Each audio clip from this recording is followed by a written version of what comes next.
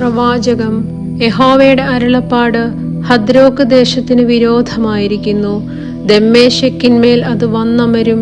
യഹോവ മനുഷ്യരിലും ഇസ്രായേലിന്റെ സകല ഗോത്രങ്ങളിലും ദൃഷ്ടി വയ്ക്കുന്നു. അതിനോട് തൊട്ടിരിക്കുന്ന ഹമാത്തിനും ജ്ഞാനമേറിയ സോരിനും സീദോനും അങ്ങനെ തന്നെ. സോർ തനിക്ക് ഒരു കോട്ട പണിത് പൊടി പോലെ വെള്ളിയും വീഥികളിലെ ചെടി പോലെ തങ്കവും സ്വരൂപിക്കുന്നു. എന്നാൽ കർത്താവ് അവളെ ഇറക്കി അവളുടെ കൊത്തളം കടലിലിട്ട് കളയും. അവൾ തീക്ക് ഇരയായി തീരുകയും ചെയ്യും. അസ്കലോൻ അത് കണ്ട് ഭയപ്പെടും. ഗസയും എക്രോനും കണ്ട് ഏറ്റവും വിറയ്ക്കും. അവളുടെ പ്രത്യാശയ്ക്ക് ഭംഗം വരുമല്ലോ. ഗസയിൽ നിന്നും രാജാവ് നശിച്ചു പോകും. അസ്കലോന് നിവാസികൾ ഇല്ലാതെയാകും. അസ്തോദിലൊരു കൗലടേയ ജാതി പാർക്കും. ഫെലിസ്തിയുടെ ഗർവം ഞാൻ ഛേദിച്ചു കളയും. ഞാൻ അവന്റെ രക്തം അവന്റെ വായിൽ നിന്നും അവന്റെ വെറുപ്പുകൾ അവന്റെ പല്ലിനിടയിൽ നിന്നും നീക്കിക്കളയും. എന്നാൽ അവനും നമ്മുടെ ദൈവത്തിന് ഒരു ശേഷിപ്പായിരിക്കും. അവൻ യഹൂദായിൽ ഒരു മേധാവിയെ പോലെയും എക്രോൻ ഒരു യബൂസിനെ പോലെയും ആകും. ആരും പോക്കുവരവ് ചെയ്യാതിരിക്കേണ്ടതിന് ഞാൻ ഒരു പട്ടാളമായി എൻ്റെ ആലയത്തിന് ചുറ്റും പാളയമിറങ്ങും. ഇനി ഒരു പീഡകനും അവരുടെ ഇടയിൽ കൂടി കടക്കുകയില്ല. ഇപ്പോൾ ഞാൻ സ്വന്ത കണ്ണുകൊണ്ട് കണ്ടുവല്ലോ. സിയോൻ പുത്രിയെ ഉച്ചത്തിൽ ഘോഷിച്ചാനന്ദിക്കുക, യെരൂശലേം പുത്രിയെ ആർപ്പിടുക. ഇതാ നിന്റെ രാജാവ് നിന്റെ അടുക്കൽ വരുന്നു.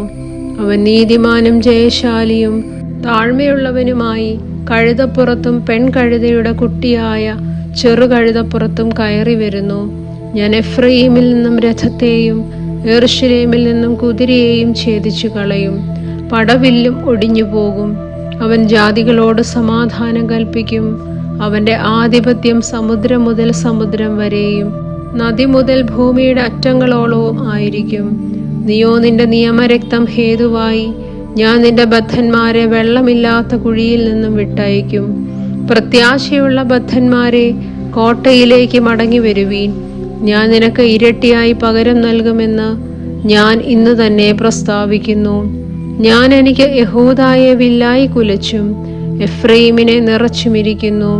സിയോനെ, ഞാൻ നിന്റെ പുത്രന്മാരെ, യവനദേശമേ, നിന്റെ പുത്രന്മാരുടെ നേരെ ഉണർത്തി നിന്നെ ഒരു വീരന്റെ വാൾ പോലെയാക്കും. യഹോവ അവർക്ക് മീതെ പ്രത്യക്ഷനാകും.